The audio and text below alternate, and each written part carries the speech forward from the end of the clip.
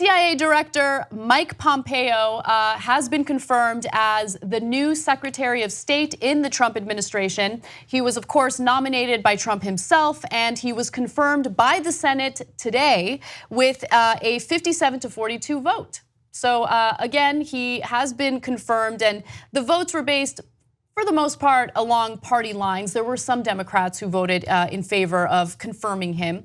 Now, he does have some credentials. He's a little different from some of the other clownish nominees that Trump has had, but there are problems because, of course, he is a huge war hawk. Now, he did earn his degrees from West Point and from Harvard Law School. He's a US Army veteran, and he did serve 3 terms in Congress.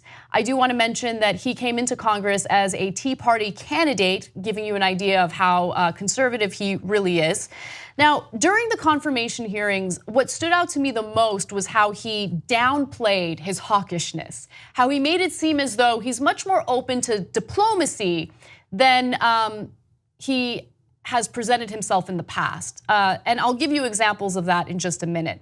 Now, there are other issues with him.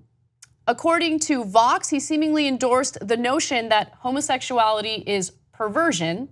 And also in 2013, during a floor speech, he accused the American Muslim community of being, quote, silent about the Boston Marathon bombing, even though they weren't, and then claimed that their so-called silence, quote, cast doubt upon the commitment to peace among adherents of the Muslim faith.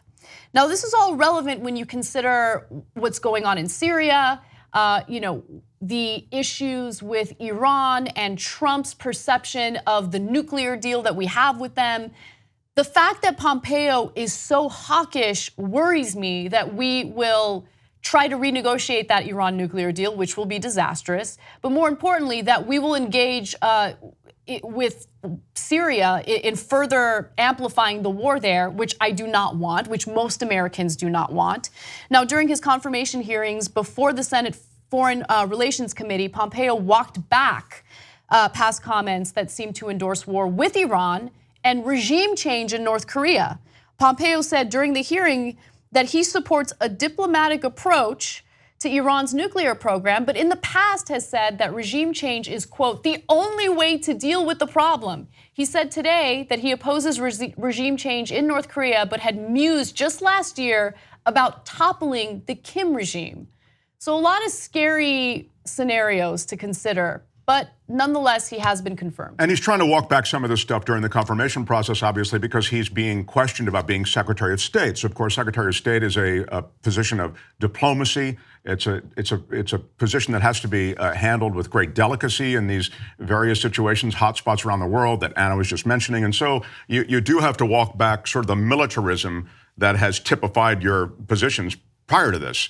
But it's so easy to back into a military conflict, and surrounded by these hawks, it is a legitimate concern that this administration could find itself in a war, maybe unwittingly find itself in a war, back into the Syrian conflict to the point that they rub up against the Russians in the wrong way, and all of a sudden you're in a much bigger conflict than you thought you were going to be in. Iran represents a clear and present danger to this administration because of Pompeo's position, because of Bolton's position, and because of Trump's lack of understanding on the issue. The State Department has been gutted under Trump.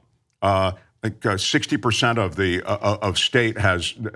top officials of state resigned. Yep. Let me actually give you the numbers because I have to be honest, I was ignorant of just how bad things were at the State Department. I was aware that things were bad, but once I looked at the exact numbers, I mean, it's terrifying because again, this is the department in the executive branch that's supposed to take care of national security concerns.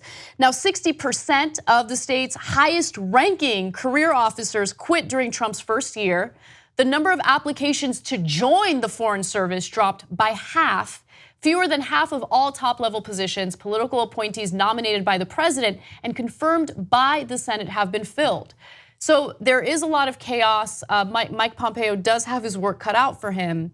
And I guess we'll see how it goes. But there's a directive from the top. Yeah. And that's the reason that 60% have left. And that is that we don't really respect the State Department.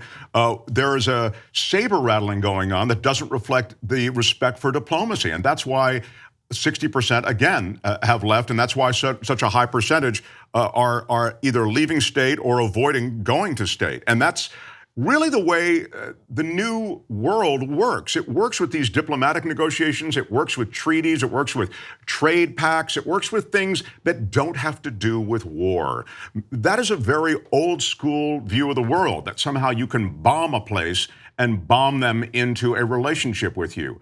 The new world is about economics. It's about trade. It's about look, this country understands that. We've been dominating countries worldwide with money. But what we usually do is, if they don't bow down, then we bomb them, and then we get them to, like, you won't let us build that dam. We're going to show you how we're going to make sure that we build that dam. Anyway, all of this is to say, State Department is critical in the new world, I think, and to avoid a military conflict. I don't know that Pompeo can do it, but as you say, he's got the credentials. It's just that he is a saber rattler, so it worries me. If you like this video, bless your heart. We got a lot more where that came from. We do a full show every day, Monday through Friday. Come enjoy it ad-free by becoming a member. tytnetwork.com/join.